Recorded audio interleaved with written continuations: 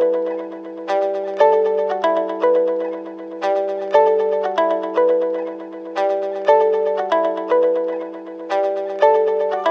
what we need to do to play. What are our foundation to play? Okay. And all of the fundamentals, if you're doing it properly, will help your tone. And I know that's what everyone strives for, is to have a good tone and to not feel like, oh, you're sticking out or sounding ducky, which sometimes ducky is what we want. But anyway, so the first is just even talking about posture.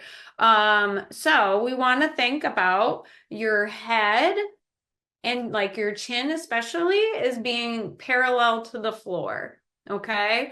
So the reason why is a couple of reasons why. So if you're like what I see a lot is this, where you're bringing the U to the oboe and going down like that, or just like say you're playing your scales and you're looking down at the floor. What that is doing is putting a kink in your line for your breath, and you want to have your whole throat open so you can properly blow. The other part about that, if you're down like this, then the angle of the reed in your mouth is going to be off, and then you'll be playing more on the upper part of your lip, and you want that reed to be on the lower part. So thinking about that chin is just parallel to the floor. Okay. Bring the oboe to you and not you coming down to the oboe.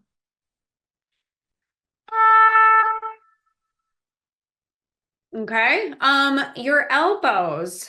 Okay. So we want our sound and our technique to sound really free and easy. So we need our body to be relaxed as well. So you want your elbows to have about a fist between your rib cage and your elbow. So not tucked in really tight. Because if we're like this, then our pitch is going to go up and everything's going to be really squeezed kind of feeling. Okay. So trying to think about the distance between like your arms and then your chest is making a triangle, or like a piece of pie or a pizza, whatever your favorite food is. I don't know if I like pizza or pie better. I really like pie, but I really like pizza too. So, so any of that, however you think of that. So then your shoulders are going to be down. And then you have that space. So, along with that, skipping the spine, the bell, the bottom to be above the knees. So a lot of kids switch to oboe from clarinet. And the clarinets have that bell more between your knees. So, but on oboe, you want it up. You want that reed to be angled kind of like towards, not straight back in your throat, but a little angled like this. And if your oboe is between your knees, it's going to be angled like that. And then you're not going to be able to use your upper lip as much as you want. Okay. So the other thing we want to think about when we're sitting and playing is your posture of your back. So thinking about your spine is in line with your tailbone, and then your shoulders like right above your hips. So what I used to do, and I did it for a really long time, is I would overarch my back, and then I would get back pain because I would think I'm gonna sit really tall, but then I was overarching. I was talking about the head, elbows, spine, bell. Your hands, fingers, thumb rest, wrists. We want to think about our hands being kind of in like the C shape, not like Pac-Man or a duck.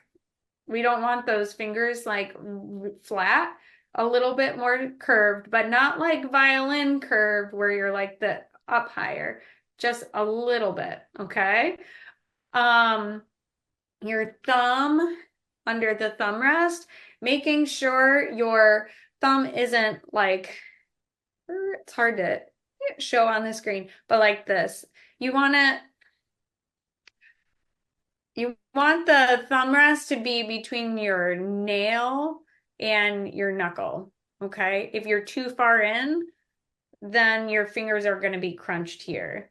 If you're straight on it, you could cause problems in your wrist and your arm, okay? Another thing I see like some beginners do too is that then they keep their pinkies like under the pinky keys. Just keep them resting on your pinky key or just like lightly touching, especially that A flat key is a good place to put it just so it's ready when you want to play.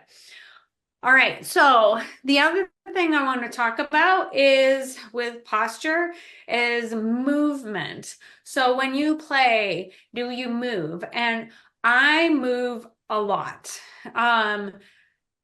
And so I am not opposed to moving at all because I do it a lot, but you have to do it correctly because since our pitch is so determined by our embouchure, if we are like moving our head at all while we're playing, it's gonna distort the pitch.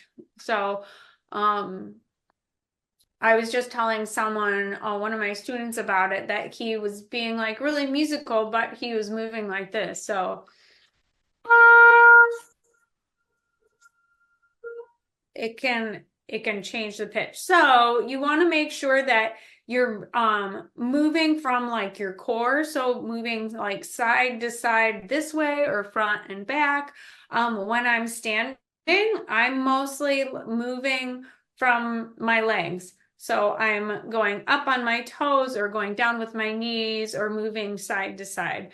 And then you're more free and it doesn't affect anything. So how does posture affect the tone on the oboe?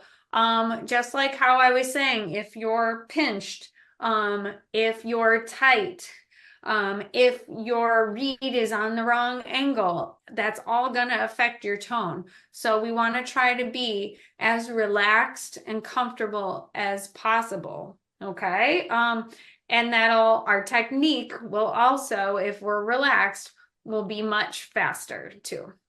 Awesome. So I'm going to go through all of my slides and then we'll open it up for questions afterwards, okay? I see that there's like a bunch of questions in the chat. So the next fundamental we're going to talk about is actually what I think is most important is our breathing. So we want to think, this is hard to, like, usually I ask this as a question, but well, I'll just talk about it. So breathing. So should we breathe in our nose or mouth? We should be breathing in our mouth and never our nose. Almost think of your nose as having like a clothespin on it because the only time you will ever use your nose is if you can circular breathe, which I can and I do sometimes, but only rarely do I do that. So you're always gonna breathe through your mouth. One, your mouth is a much bigger space than your two little nostrils. And then when we breathe in our nostrils, we're not going to fill up our whole tank because it's not going to intake as much. So when you breathe, does your chest or your stomach, your abdomen move?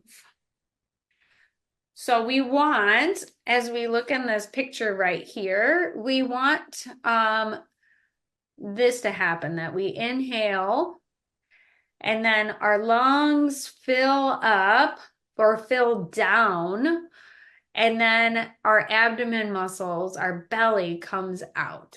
So then, if I can minimize my chat thing with you guys, then we can, I lost my cursor now. Then we can exhale and then push in and up with our abdomen muscles. So going with that, we need to engage the diaphragm. So a lot of times we'll have heard of the diaphragm, but we don't really know what it is. So what it is, it's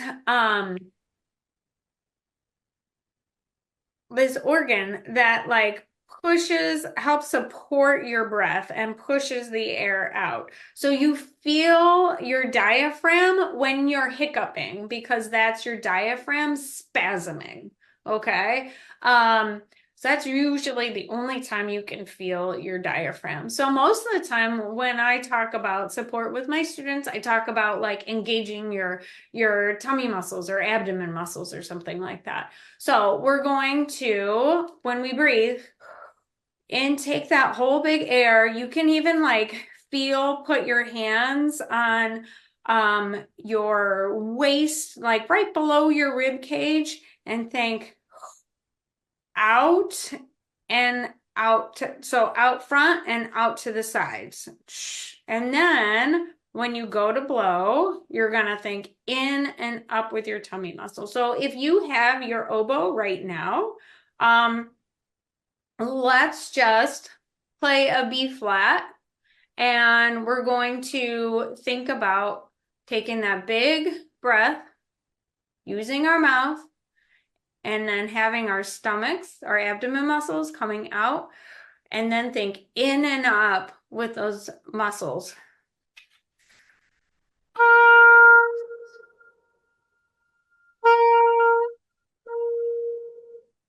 Awesome. Good. So when you are able to blow like that, then you're able to get a better tone on your oboe, because you're filling up the whole reed with your air. Because if we take a quick even nose or like breath that's that our chest comes up,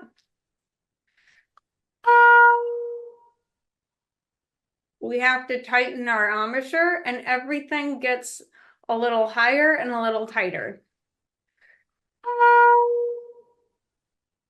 And we're really quiet. And then there's less we can do. We can't get as loud as we want to. So if we just think relax.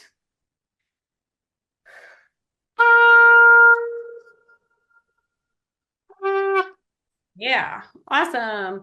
Okay, there's that again. Okay, so let's go on to the next part about breathing.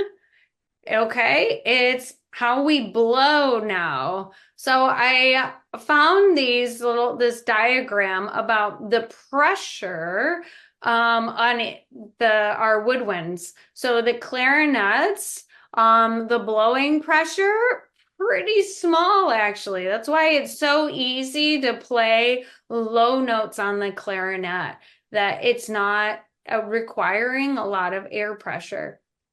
Saxophone, pretty easy to play quietly too, but they can use more pressure and get louder than the clarinet. The bassoon, pretty easy actually to play quietly on the bassoon, and then it has a little more air pressure to play loud. Now oboe, if we look at this, we just to play quietly, we have to blow almost as much as the clarinet to play loud. So if that doesn't tell you anything. And then for us to play at a forte, we have to blow a lot. And so the bottom numbers are like what pitches they're playing. So this is like the middle C and then going up to a couple octaves higher E. So when you play up higher, it requires more air pressure.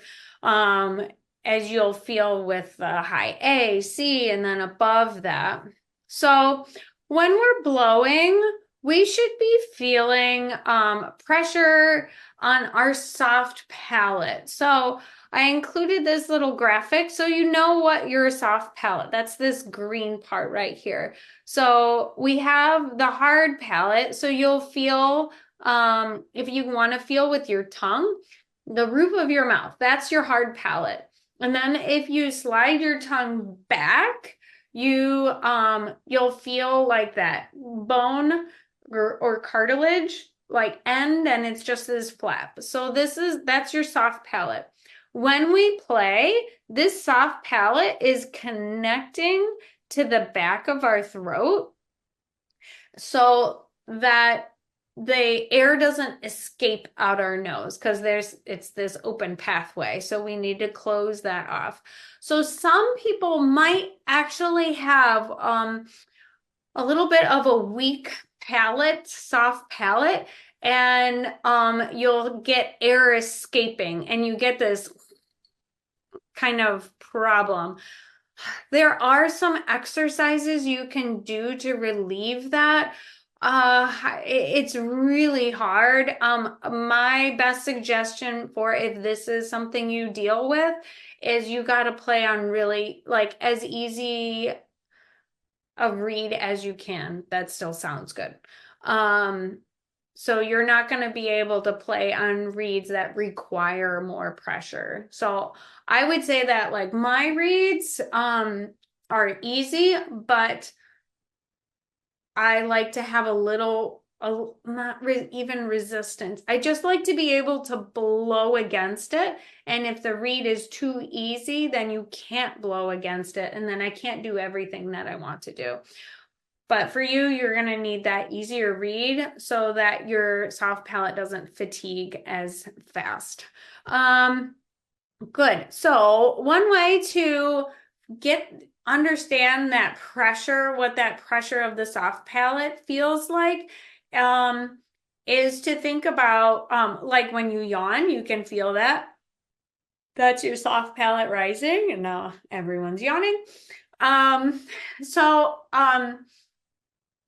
You can feel this, you're going to feel this the most when you play those high side octave notes. So everyone just play on mute your high A.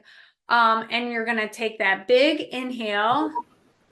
And then I want you to think, yeah, make sure you're muted though. I want you to think about, make sure you're muted. Yeah, so good. Thank you.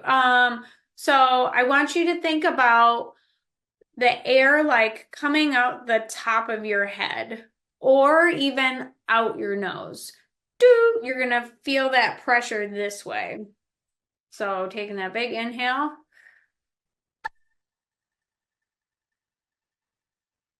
You'll feel like some pressure in your nasal cavity too because of the air pushing up against your hard palate and your soft palate. Okay, so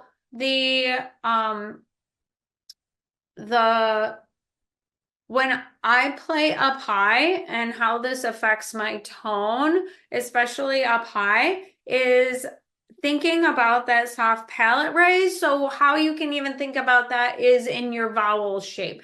In the vowel shape in the back of your mouth of thinking ah, ah. If you think of like singers, like sopranos, when they have to sing really high notes and they say they have to sing the word I, they're not going to sing because then it's going to be really pinchy. So they actually change the vowel and sing ah.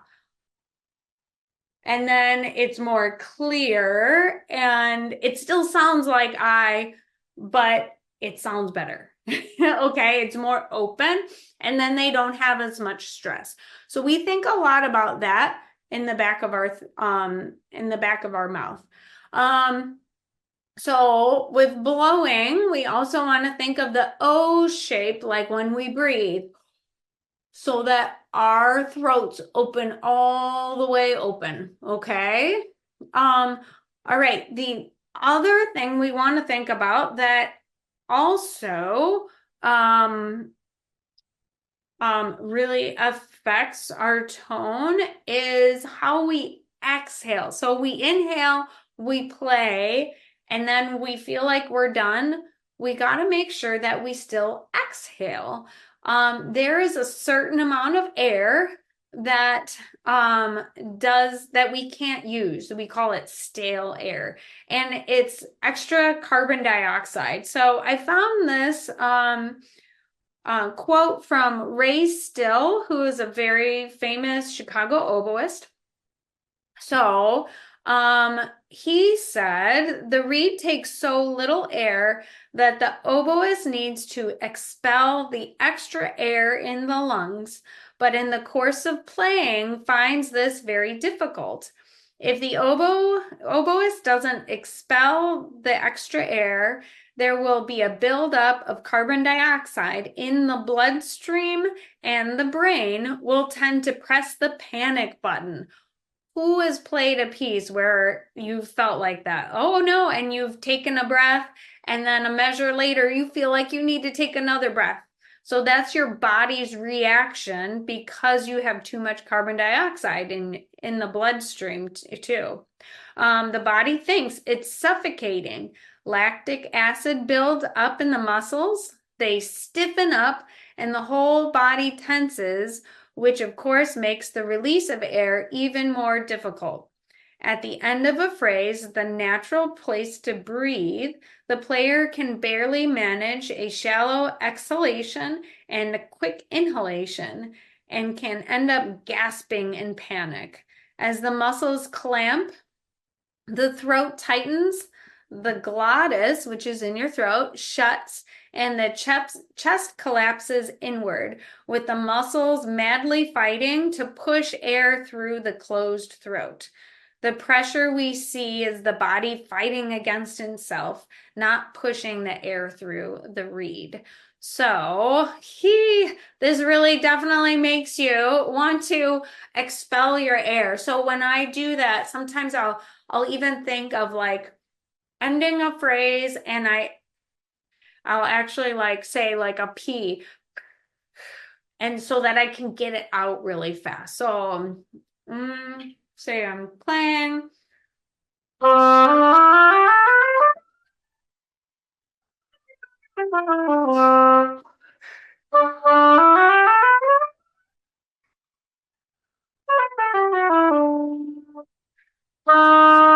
So you can hear and then when I release that and then inhale, I can play, I feel more comfortable, and that's what we need. So if we are not exhaling, we don't need to exhale every time, but we need to do it most times so that we feel comfortable and we don't end up squeezing down on the reed and getting even our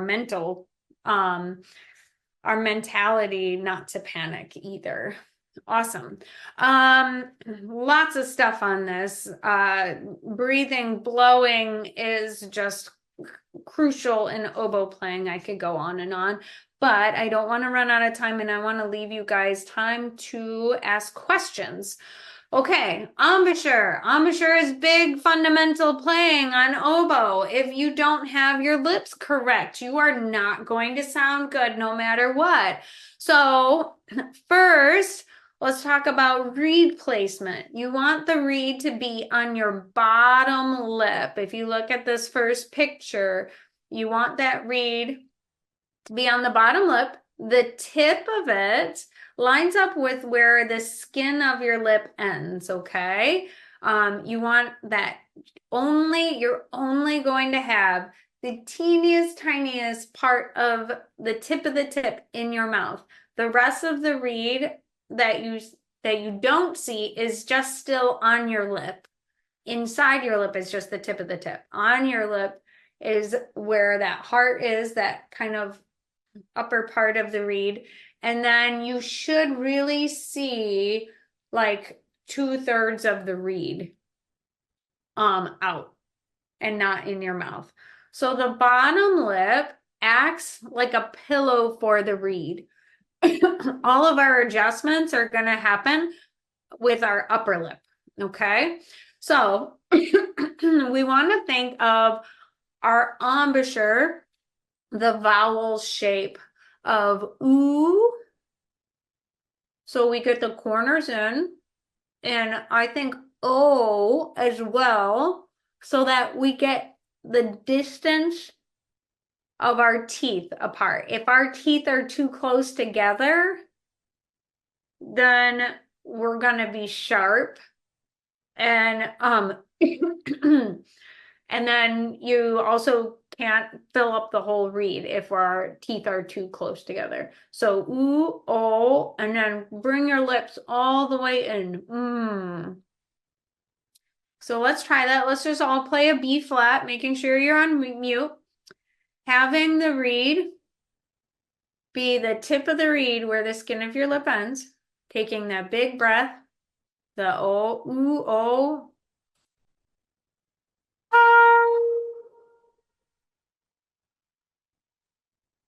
Awesome. Okay. Now for funsies to hear the difference, now shove the whole reed in your mouth. Not the whole, but up to the string. Okay.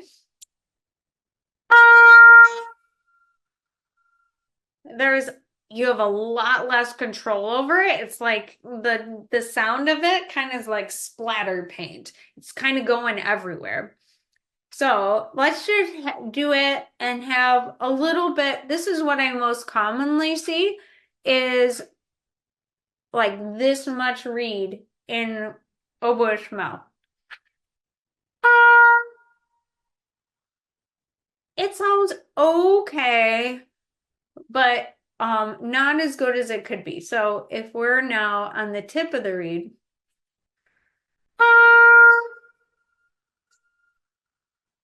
it's a much more rounder sound, rounder shape.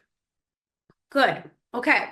So we also, with the shape of our embouchure, thinking that oh, ooh, oh, is we want to think about the corners of our mouth in as far as possible and then down. So we're always very serious oboe players. Even though I laugh all the time because I'm constantly smiling, but not when I'm playing. So if we look at this picture, this is actually when I was Googling images to put on the slideshow, this is one of my best friends who teaches at UMKC, and I thought it was great that it already had correct. So you can see her lips are all the way in. You can't see her lips. And then her corners are in all the way, and then they're pointing down. So, and if you ever go on YouTube, her name is Celeste Johnson Frainer. She's an amazing oboist. So, good. Okay. Thinking about the tongue in your mouth, you want your tongue raised in the back. The tongue kind of like, I never really thought about it, but they're kind of like hitting the sides of your molars, and then it's like acting like a slide for the air to just whoosh out. Okay. Your tongue should be underneath the reed. Okay. So only that tip is in your mouth, and then your tongue is underneath, and we'll talk about articulation. I think next. So the teeth, I was talking about the distance between your teeth. We want like a reed width between your teeth. So how I tell my students is, especially if they're having sharp issues, okay, with being really sharp, is to form your embouchure and then actually flip your oboe to the side. So everyone try that. Have it like you're gonna play. and then flip it to the side. Form your embouchure around the reed, and then flip it back, but keep your teeth that distance.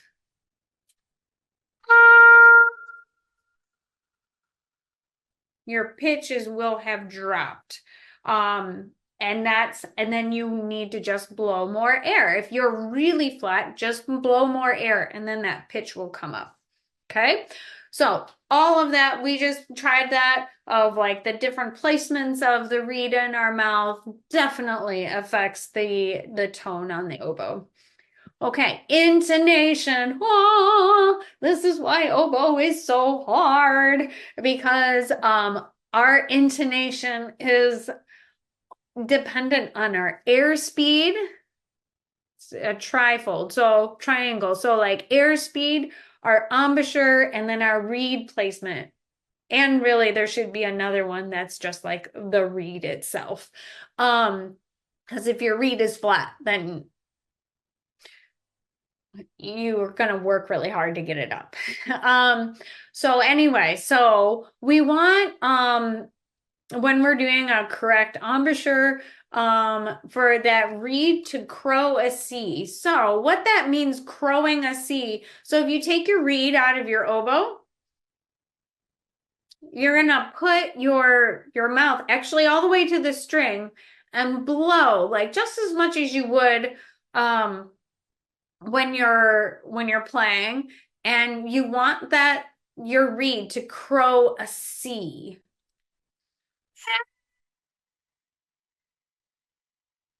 And it should be a double crow. You should have a low and a high.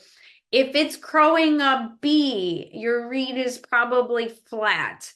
The only way for the reed to get better with that is to make the reed smaller. So hopefully you have a band director that's comfortable making adjustments on your reed, or you have a private lesson teacher that can help you.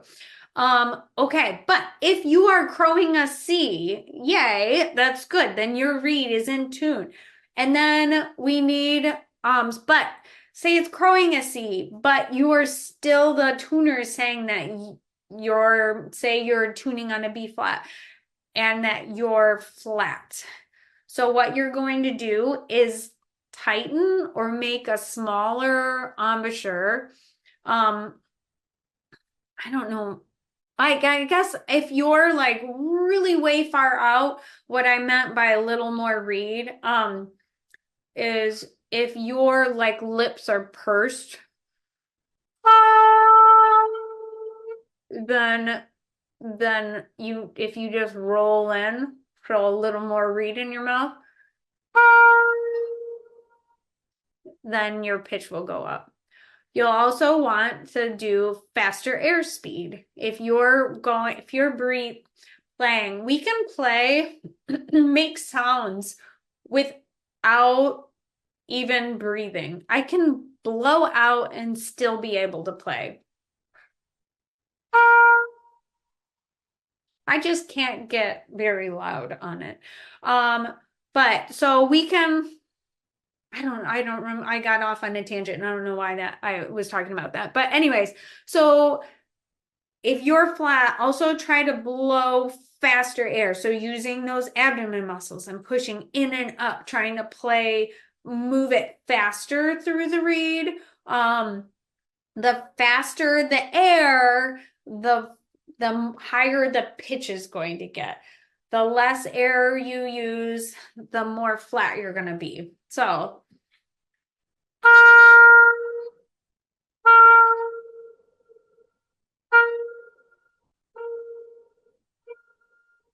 all I was changing in that was just my airspeed. And you could hear it, the pitch went sharp, flat, or actually probably in tune and flat. Good. So when I think about tightening the embouchure, I don't ever want you to bite down. I don't want your teeth on top of each other at all. Think about, if you think of like a drawstring bag and how the drawstring bag closes, that's what we want our embouchure to do, is to think about these muscles right here coming down into the reed a little bit more. And that's going to help bring the pitch up. Now, if we're sharp and our reed is growing a C, you're going to open up like a little bit of like loosening your embouchure, but more thinking about more space between your teeth. Also, like a little less reed. Maybe you have too much reed in your mouth, and that's why it's sharp. Reed placement. Um, oh, I was like, what was I saying there? Oh, so your reed is supposed to be playing in tune, okay? And then how your oboe works is it should be a certain length from the top of your reed to the bottom of the oboe. If your band director is saying, oh, you're really sharp, pull out your reed, just smile and don't do it. Because what that will do, it might help that one pitch, but it's going to throw off the intonation and the pitches of all your other notes. So don't do that. Always have it all the way in. We do all of our intonation with our air and embouchure and reed placement. Okay, air speed and how it affects the pitch. I was just talking about that with flat and sharp, so you already heard it. So what I was talking with my music ed students, and they were talking about it's like Goldilocks. You need just the right amount of air. So not too much sometimes and not too little. So you need to find that perfect flow. How does intonation affect the tone on the oboe? If you are flat, you're going to sound flat and a little like spread sounding. If you're sharp, you're going to sound pinchy and a little bright. So that's how that affects. So trying to keep loose and blow your air. Okay. Dynamics, air, and embouchure. I'm going to try to go through this real fast so we have time for questions. I liked this symbol. So when we play, if we think of the bottom of an upside down triangle as like pianissimo, that's our small airflow and a small embouchure. So if we are blowing, like say if this hand is my reed and this hand is my airflow. If I'm blowing this much air, I need to bring the reed down to that much air, or else the reed doesn't know what to do. Okay, so then when I'm blowing more air and I'm bigger, then we need the reed to be fully expanded and our mouth fully expanded. So like this bigger part of the triangle. So this would be like pianissimo and this would be fortissimo. Some of my music ed students were talking about forte, is thinking about getting rid of your air faster. So like a forte would be getting rid of it over 4 counts. A mezzo forte would be getting rid of it over 8 counts. So to play forte, you need more space between your teeth. Think of your mouth like an amphitheater. Thinking up in the back, like we were just talking about. For piano, less pressurized air, but gently hugging the reed. Bring the reed down to the amount of air being used. Awesome. So how does focusing on dynamics affect the tone on the oboe? If you are able to do a lot of dynamic contrast, your band director is going to say, oh, wow, they can really play. So you want to be able to show that you can play soft and then really loud. How I like to practice dynamics is just taking a note and just playing like a long tone, thinking long tone, and trying to do a crescendo over 8 beats. starting as quietly as you can, really small, and going to as loud as you can over 8 beats. Then do the opposite. Do starting forte and going all the way to pianissimo. Trying to make sure, I like 8 beats because, and sometimes I actually think in terms of numbers instead of dynamics. So like 1 would be the absolute quietest and 8 the absolute loudest. And I will write in my music, this is a level 3, this is a 4. I go up to 4 over this range. And then, oh, this next note is a 4 plus or something like that. And so when you do that, crescendo and then decrescendo, you want to make sure that your 4 5s line up. Okay? Everyone always does a really gradual crescendo really well. But the decrescendo, they go whoop, down really fast. So trying to extend it. Awesome. Let's go on. Okay, articulation. Oh, this is a big one too that isn't always taught really well because everyone wants to tongue like they do on clarinet or saxophone. So our tongue needs to be below the reed. I don't know what top front means, but I guess just like the front of the reed. We want to not spend much time at all on the reed. Our tongue will hit the reed, okay? So it's not like brass where they're hitting the top of their mouths. You're actually going to strike the reed, but we want it to just kind of flick. So if like this is the reed and this is my tongue, you're just gonna lightly flick up. I kind of focus more thinking about that I'm hitting the bottom blade and not the reed head on because I want my tongue to, like I talked about the body, nice and relaxed. We want that tongue to be nice and relaxed. If our tongue is too hard, it's gonna hit the reed too hard and then too long, and we'll never be able to play as fast as we want to. Okay, so if I'm using a lot of tongue pressure.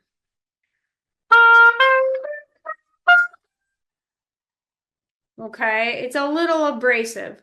So if I just lightly flick the reed now,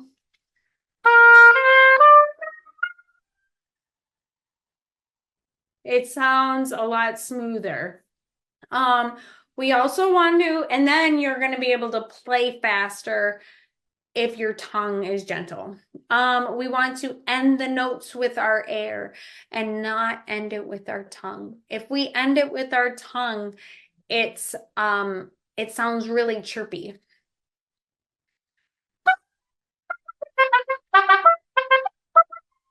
So, but if we end it with our air, we want it always just to sound really easy and effortless. On the clarinet and those other single reeds, you can do that. Stop it with your tongue, but on oboe, don't do it. Very rarely, I would say 99% of the time I don't end with my tongue unless I'm playing a modern piece that requires it to be cut off really fast. So to practice legato tonguing, you want to tongue on the wind. See my little graphic here with the air. So like these little, what's the space in here? The air is still flowing, but our tongue is still hitting the wind. So practicing just on like a B flat.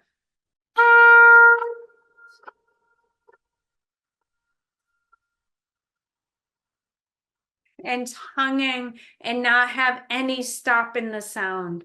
Our air should be continuous. We don't want our air to stop on every single note.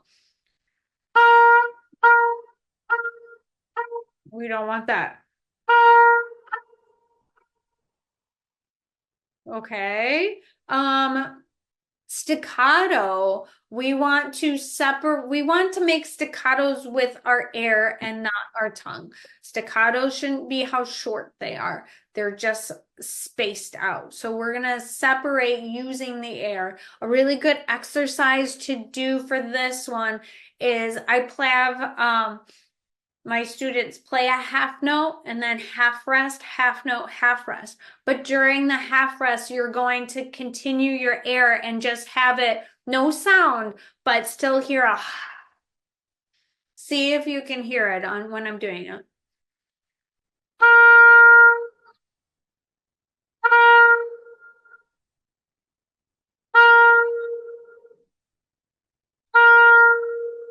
That you can hear the underneath.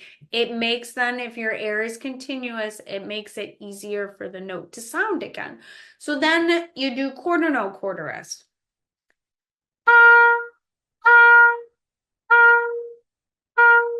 So when I'm doing that, my abdomen muscles are starting the note, and then relaxing. When you relax it, though, you have to think your embouchure coming into a little bit of like a tum, so or else the pitch is gonna go do do do, and it might be going flat. So just relax the air and go do, and your mouth comes in do. Good. Okay, and then for staccato, as you keep doing that, then for a staccato note, you're just going to have really quickly from your upper abdomen. Do, do, do, do. You just surge that little bit of air and then off.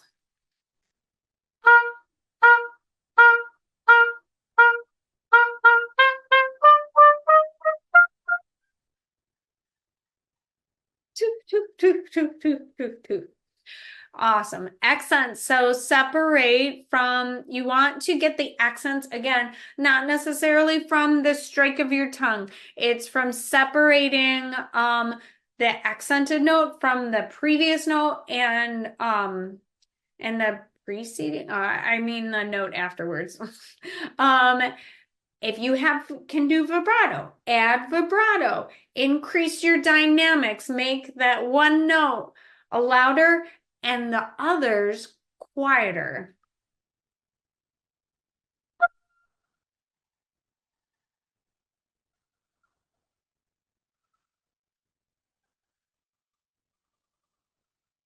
I'm totally just making up a line. So anyways, da, da, that will help. Ends of phrases, trying to do a day crescendo. I like to think of the ends of my phrases, my notes, ending like smoke, like a bonfire. So if you see my graphic, see how there's like no exact cutoff. It kind of just dwindles away. Let's see. So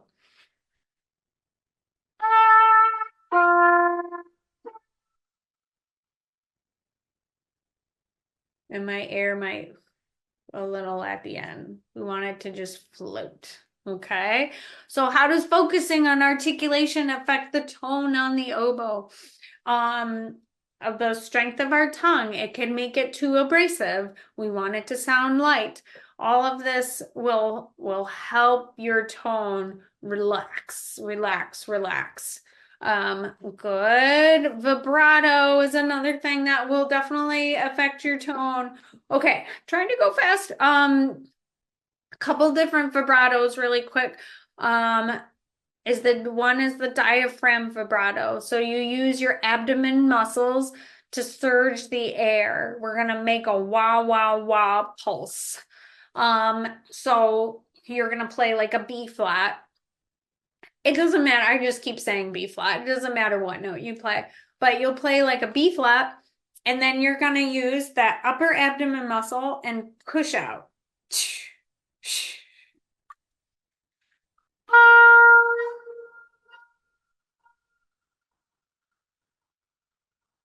Okay, and then you want that wah, wah, wah, wah, and then what happens is you just keep increasing the tempo of your wahs.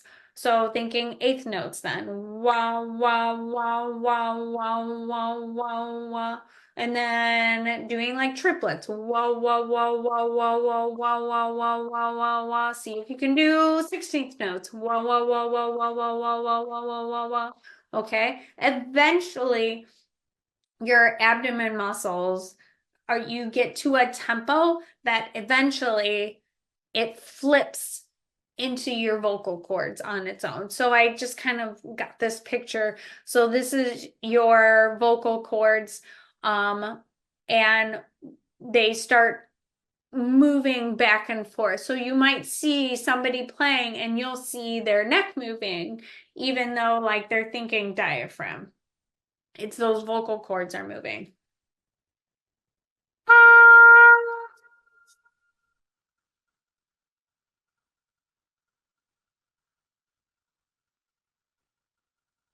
When I play, I can feel it moving.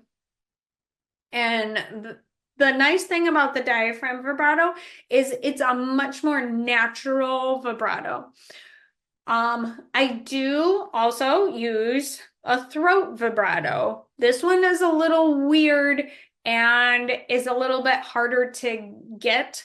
But I learned the throat vibrato because I couldn't get my diaphragm vibrato fast enough. Because if your diaphragm vibrato is, you can't get super fast, then those high notes sound flat. So if I'm using diaphragm vibrato for like a high C, like how it is for the Mozart concerto,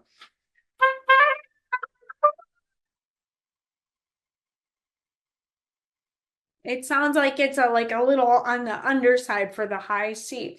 So I want that vibrato to get faster. So I use a throat vibrato. So it's what in vocal terms is a glottal stop that you say like with a hard sound. Uh, and you will actually vocalize it.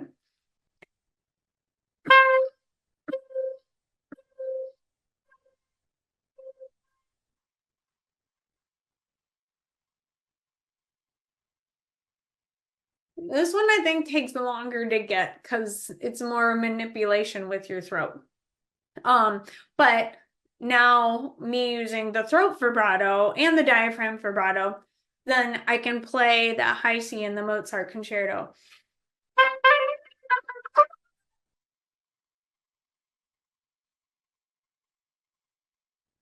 And then I can have real control over the speed of my vibrato through it. How does vibrato affect tone on the oboe?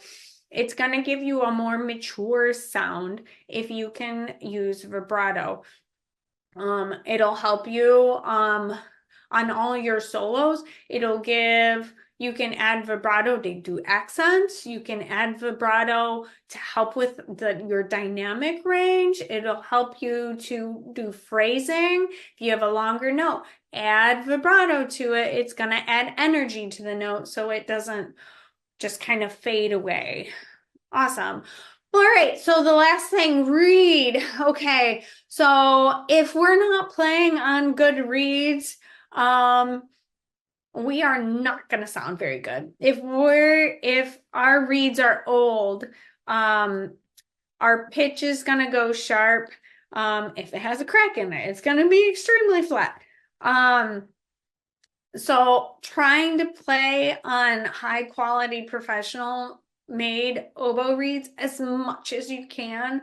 I would say my best high school students, especially the ones that are very picky with their reeds and get or they make their own and are playing on a new reed every 2 weeks are my best players because they're always playing on newer reeds that require more airflow, that require a little bit more embouchure pressure.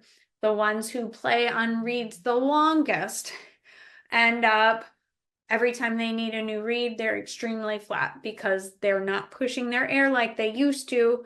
And they're not holding their embouchure the way they used to. So, let's see, I had this. So, I found this little excerpt about reeds. I feel it's always important to remember that oboe reeds are made from a living material that still shares many of the characteristics of a living plant. When water is added, the cells expand. When it is dried, the cells shrink. The cell structure within the cane changes as moisture is introduced into the system and continues to change throughout the life of a reed. The cells expand and contract more drastically in a new reed, but will settle over time, at which point the reed will be stable or broken in, meaning the dimensions of the cane will not shift so drastically from one stage of soaking and drying to the next. This also means that a reed needs to soak for longer periods of time as it gets older for the cell structure to change at all. I like to think of the tip opening as being directly related to the amount of water that is present within the cell structure. The more water in the cells, the more open the tip. The cells stop absorbing as much water as the oh no. Oh, and then I don't whatever I wrote down, it like repeated. So anyways, soaking your reed for a good amount of time, making sure it's really well soaked. On this little link right here, this is a link to what I call Oboe Refresher. It's a document I made for band directors to like help their oboe students, talking about everything we pretty much just talked about today, but I also included like good places to buy oboe reeds from. And there's lots of people who make oboe reeds. So you can go anywhere. I personally only sell my reeds to my students, or if you want to read from me, you have to take a lesson. Everybody's oboe plays differently. Everybody's mouths are different. Everybody blows a little different. So I don't like giving people's reeds. I will have students try this one. Nope, not a fit. Try this one. Great. This one sounds good on you. This one reed will sound great on me and not be good at all for a student. So that's why it's be great if every single oboe player could take lessons and be able to make your own reeds to fit your oboe. Okay, so when and how to practice a new fundamental change. Warm-ups. That's the best way, best time to do it. You can try to focus on it when you're looking at music, but you have to think notes and rhythms and all these other things. So the best way to make your change is to do it in your warm-up. Always taking like a 5 to 10 minute warm-up, doing long tones, doing those crescendos, those decrescendos, thinking about your air when you're doing your scales. I always tell my students, you do your scales slow and slurred. Think about your fingers barely coming off the keys. Think about doing a crescendo up the scale. Think about doing a decrescendo down the scale. Think about how your air is moving. Maybe add some tongue in there. Okay, are you able to do a light tonguing? Can you do that exercise da, da, ta, ta, ta, ta? So then when you see the staccatos, when you see the crescendo, you're able to do it. Awesome. Okay. So let's stop sharing and then get to some questions before we're like really way out of time. Heidi, have you been keeping a track of the chat? Yes, I did just turn off chat for a little bit, but Okay. now you guys can write your questions in the chat, okay? All right. So from what it looks like Sophia said, do you have any chromatic scale tips for district auditions? Um, you're in District 12, okay, in Virginia. Do you have any tips for learning runs? My high school band is playing incantation and dance right now, for example. And then my other question is, do you have any recommendations for websites to get reads from? I use Vocal Majority right now, but they run out often. Yeah, sometimes like these companies, I would look at Midwest Imports, mmimports.com. They have read makers from all over the country, so you can even contact them and see if there's any read makers who make reads from your area, because reads are going to play differently in where I'm in Chicago versus Florida, where it's really humid. So I'm in the winter time making my reads a little differently than I do in the summertime when it's more humid. And also depending on sea level, so checking that out. So um all right, so for runs of when you're trying to get a lick that's like 16th notes or eighth notes that are really fast, the best way to get it under your fingers is to change the rhythm of it when you're practicing. So doing every other note, doing long, short, long, short, long, short, long, short.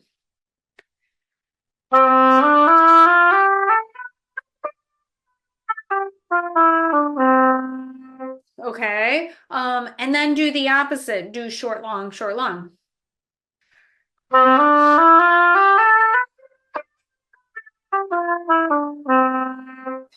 Then, and this will help with phrasing, hold the first note of every group of four.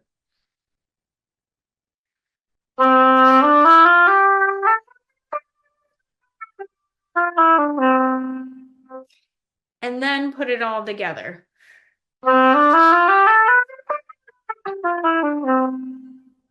And usually after you've done that, and then you will by this time have played that lick like maybe 10, 20 times, you'll be able to fly through it and then go, oh my gosh, I just played that.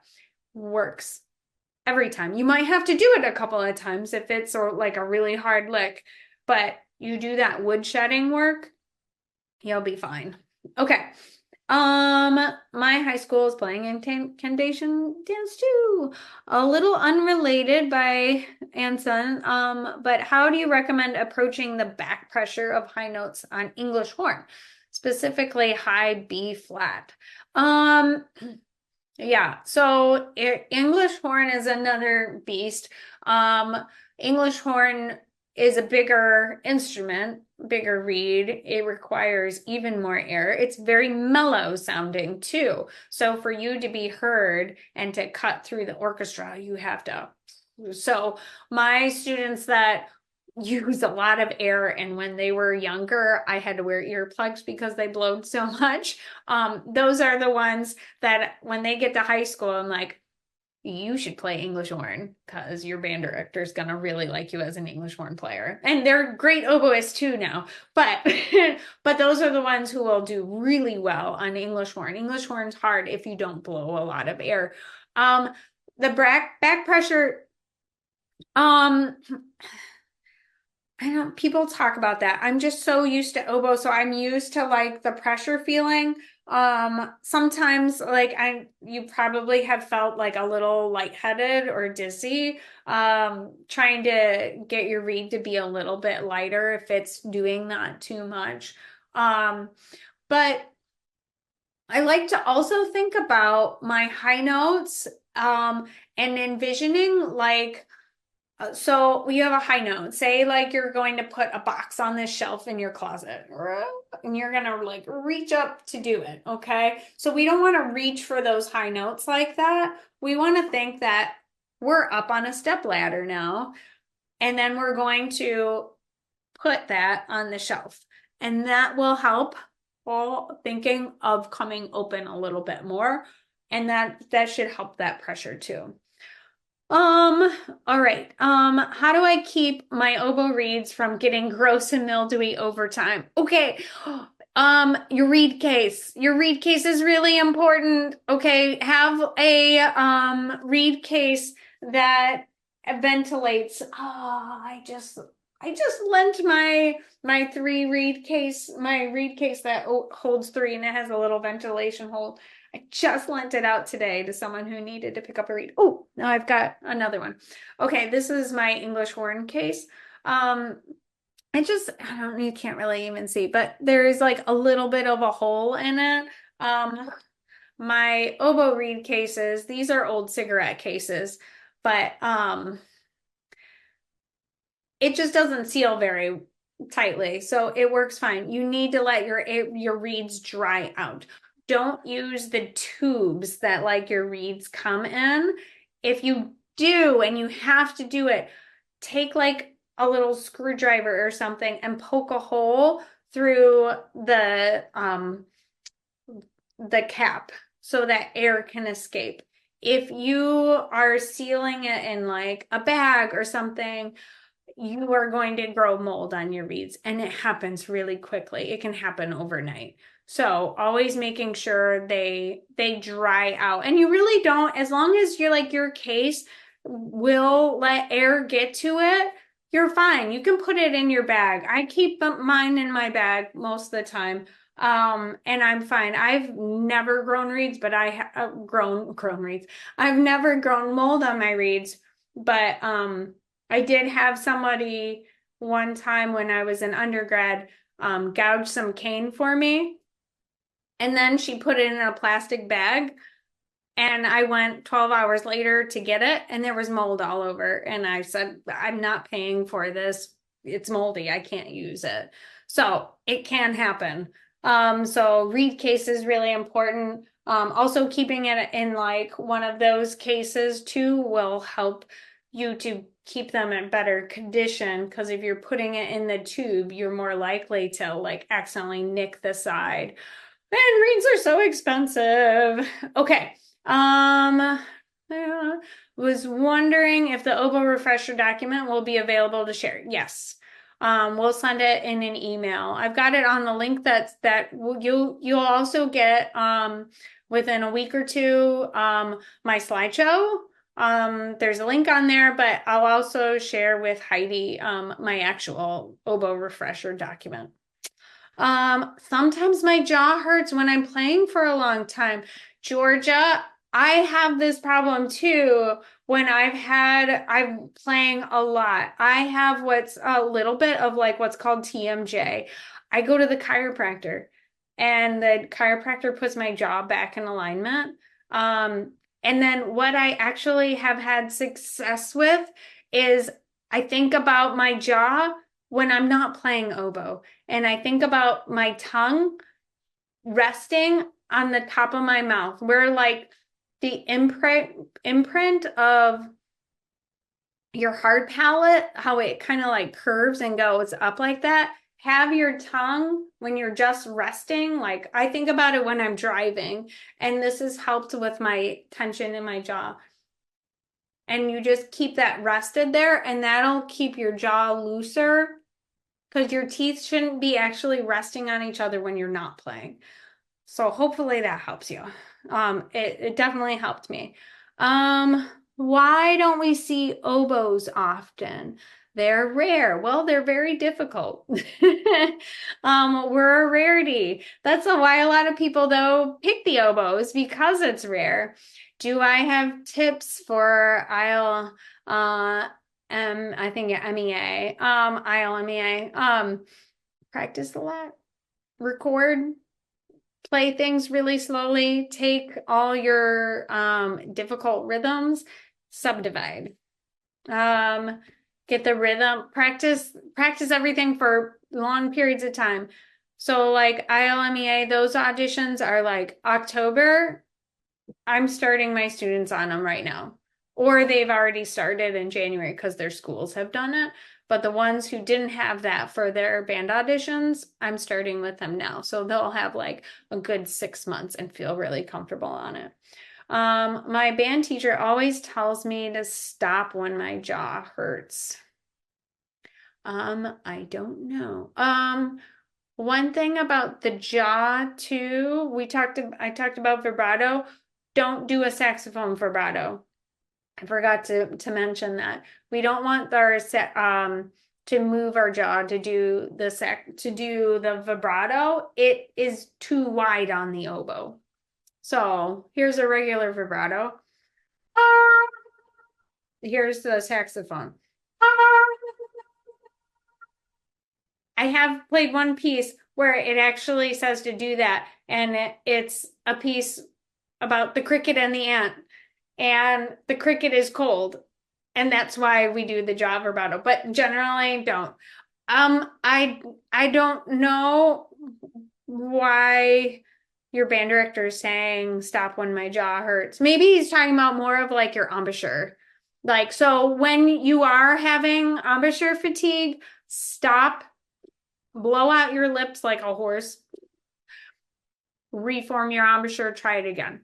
Don't try to just hold on and then end up biting down and getting teeth marks here. We don't want teeth marks here. It's okay to have teeth marks on your under your bottom lip, but try not to have it on your top because that means you're biting. Awesome. How can we get vibrato quickly? Practicing the wah-wahs from your abdomen when you're doing scales. So I'll tell my students, like I always, every time they come in, they have one or two scales that they need to be prepared on. So I tell them every day, pick one of those and put 4 pulses per note. Wah, wah, wah, wah, wah, wah, wah, wah. And then every day when you're doing that, increase the tempo. Go up 4 clicks, go up 4 clicks, go up 4 clicks. And then eventually it could take you like 2 weeks. And then once you're doing it, do it all the time. I'm struggling with vibrato and getting the concept. I'm intermediate and was wondering if you had any tips for how to make it feel more natural. I think I'm using my air wrong, maybe. If I had any tips. So I think just doing exactly what I was saying about doing the wah-wahs and just keeping it with a metronome, eventually it will just flip and do that. You can try the throat vibrato if it really doesn't work. How do I clean my tone holes? You can use oh, rubbing alcohol. Get a Q-tip. Put a little bit of rubbing alcohol. You can clean the inside of that. Also, do you have any tips for circular breathing? Yeah, well, you can look it up on YouTube. There's lots of different things. It's basically so circular breathing is you blowing out your mouth while inhaling. So I actually started this when I learned it. I did it when I was driving, because that's when you're just sitting there. And I thought about using your cheeks to blow the air out, your cheeks, your tongue to blow the air out, and then breathe in while you're just using the air that's in your mouth. Do it when you're practicing doing it, do it on a trill. So I can only circular breathe when I'm playing fast notes because it will distort the pitch because you have to change your mouth around. So I practiced it just doing trills. Awesome. Tips for ILMEA again. Scales, scales, scales, scales, scales. Try to play. You don't really have to be fast, just be accurate. Better to go slow and more accurate than go fast and have lots of mistakes. That's kind of start, especially because it's recordings, start recording your recordings early at least 2 weeks beforehand. So then you can pick the best recording, and not say waiting until the night before it's due to your band director. And then I've listened to been a judge for some of the districts before, and I've heard that somebody sounded like really good at one of their recordings, and then the next one, like they can't even hold on anymore because they waited too long to record them. When I tune to a B flat, it's fine, but my G is sharp. How do I get my G to be regular without changing my B flat? That sounds like an oboe thing, and not a U thing, but you might have to just adjust your embouchure because to open up. You might be a little out of adjustment too. So maybe bringing your instrument into the repair person. You should be getting your oboe cleaned at least every couple of years. I take mine in every year and just get it cleaned. And they'll reset everything to check your pads. And that'll help if it's out of adjustment. That should help that. I have a solo that goes from B natural to B flat, and it's pianissimo. How do you suggest making that sound pretty?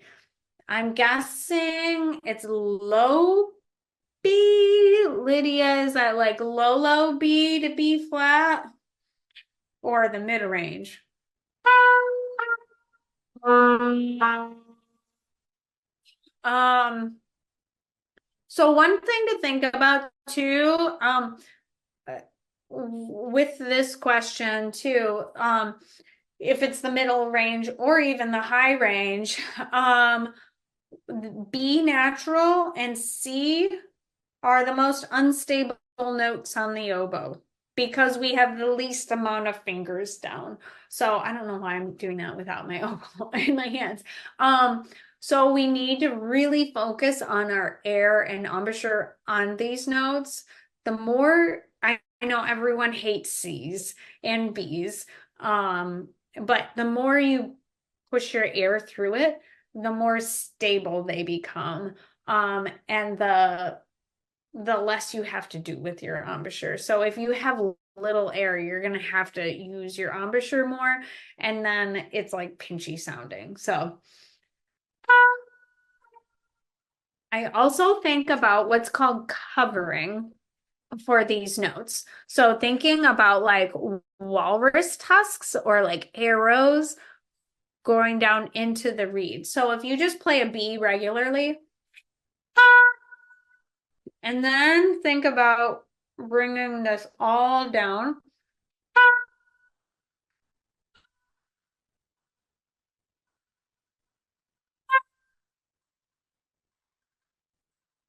It just kind of covers it a little bit more. If you're playing, another thing you can do to help your B's and your C's. So your C's, you can add like your high C especially, add your C key. Your low C key will help stabilize and bring that pitch down just a little bit.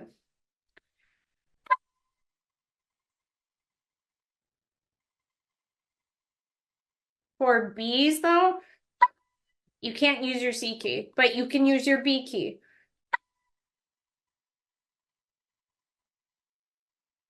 It just helps it stabilize it a little bit. That one, the pitch doesn't change very much, but it does help stabilize it a little bit more. Do I have any tips for finding good quality oboes, English horns for relatively cheap? I don't know of a cheap oboe. New oboes right now are like they're 10,000 or a little more for a new one. You can there's good oboe places to look at from what I know of. There's Hannah's Oboes. I think she in Arizona. I can't remember. She's somewhere in the South. And then I buy my oboes right now from Oboe Chicago, Shauna Lake. She's great to work with, and I can drive to her place and try out all of her oboes. Um, there's Carlos Oboe.com. He's in Indianapolis. He always has really good oboes too. There's lots of different, but I would go with like an oboe dealer. Don't buy your oboe from like a music store. They're generally not very good, and they're gonna be like pretty stuffy feeling, and then you're stuck with this it, oboe that you maybe you only paid 4,000 for, but you're fighting against the instrument the rest of the time. Try to get a used one from an oboe dealer instead for that same price. Loray's a good brand. They're usually like they all are pretty consistent in how they sound and feel, unless they've had a lot of cracks. I play on a Howarth. I really like Howarth. I like the feel of it. And then like Covey is pretty good. They've like redone some stuff, so they're doing good. Um, but like all of your like RDG woodwinds in California, like they have oboes too for sale. So feel free to also, if you're not getting your questions answered, you can look me up on the Vandercook website and just email me and I can reply back to you too, for more help. Real quick, so we got a few more minutes. Why do you feel lightheaded when you play really high notes or just when playing? So lightheaded is it's that pressure. Like sometimes like the pressure just gets so great it like throws off your like kind of equilibrium a little bit. Um, I've only one time really had a problem with that, and I was playing, I think, English horn, and I was standing and I was like 8 months pregnant. And so I actually had to stop playing for that one. But most of the time, like I'm sitting and or if I and I don't have it very often, and it's usually like the reed is probably just a little too resistant, and I need to just make it a little bit easier. I usually rest my oboe on my knee when I play. My band director doesn't seem to mind it, but I had a substitute once that pointed it out. Should I not do that? I would say no. It's just kind of lazy. And it will like throw off your positioning a little bit too, that posture that we were talking about. Um, are oboes allowed in jazz band? I wish. I've played some jazz oboe pieces, but not in a jazz band. I think we're too quiet too. Like I know flutes can play too. And maybe you can play like if there's a piece you can find that has jazz flute, or try it on oboe. But like saxophones can like, oh my gosh, they're in the brass. They're so loud. Wear earplugs. Um, yeah. Same with like marching band. Oboe should be able to play in marching band, but it's more of just a traditional thing. It's more of a traditional thing. They just didn't write for it before. There are plastic instruments now. You should be able to play it, but again, we're probably not able to be heard very much. But can you really hear a flute player on the marching field? Probably not. Um, let's see. I know they are rare to see, but it is like a strong no, or does it depend on the band? It's depending on your band director. Um, I have heard of some band directors like letting all the different instruments try, especially like middle school. Um, if you get lipstick on your reed, is it I can't read the rest of it. Yeah, I had a teacher who Is it ruined forever? No, you can scrape off the lipstick. I've done it before, chapstick too. You can like lightly scrape the reed and get that off. I had a teacher once who would play on my reeds or something like to see what was wrong with it, and she would get lipstick all over it. She just always wore it. Um, yeah, I don't like the feeling of chapstick. I feel like it's slippery when I play. So if I do have to wear chapstick during the day before I play, I just kind of like rub most of it off. Um, I'm a band director and adjusting kids' clarinet reeds. Do you suggest adjusting oboe reeds? Yeah. Where is it? Here it is. Um, I do go into a high school or two, and I don't bring my knives in, but I have ready to go. I think I did a video with it. Well, I have this thing, and I can't find it right now, but it's called the Oboe Geek or the Double Geek or Reed Geek or something like that. Oh, there it is. There it is. Um, and it's like a square, but on different, this is called the double geek. There's like different like carvings out of this, and you can make really minor adjustments on the reeds and pretty much, do you have one? um and and then you're only really making, you can't really ruin the reed as much because you can't take that much off. But and then the other thing you need to make adjustments is to clip the reed. So getting a kind of a wood block. You could use a cutting board if you have a small like wood cutting board. I wouldn't use a plastic one. And then a double-edged razor and just clipping like I'd say like an eighth of a millimeter. But I have instructions in that Oboe refresher that says what to do for what the problem is. So hopefully that's helpful. I don't think you should do that and mess with the sound. It could, sometimes it needs it. um, wooden oboe keys get very stiff and tight. What should I do to make sure my oboe doesn't shrink, get cold in the winter? Okay. Have a humidifier in your case.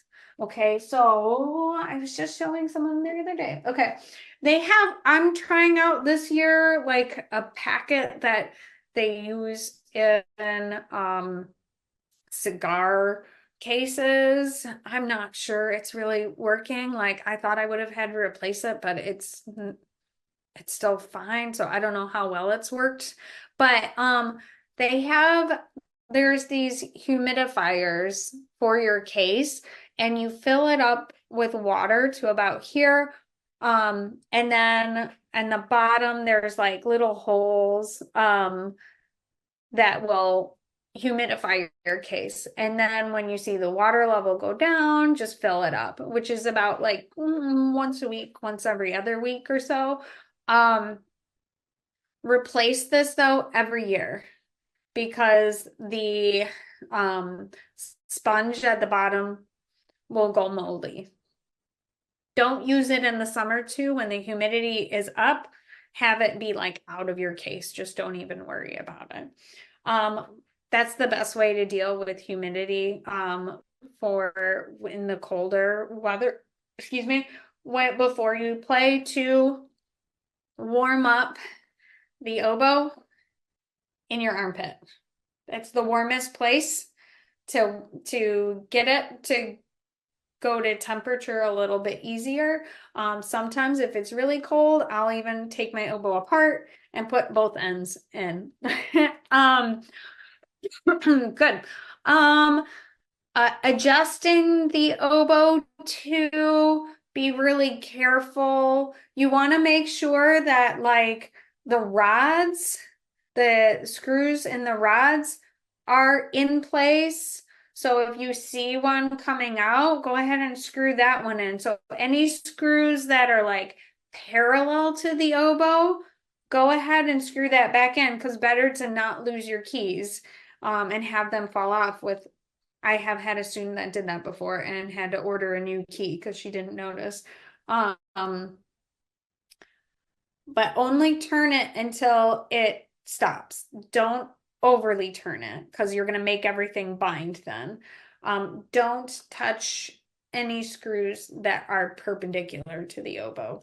Those are adjustment screws. And when I adjust my oboe or my students' oboes, I'm making really slight turns and then it fixes the problem. So if you overdo it, you can throw the whole thing off. It's really particular. Do do do. Okay. If you get moldy reeds, let the reed dry before putting it in the case. Yes. I get painful headaches for a few seconds after I play. It is horrible, worst headache ever. Yeah, that's hard. It's like I have migraines, and so I have played with migraines, and I actually feel better when I'm playing, but it's when I stop that it gets twice as bad. Um,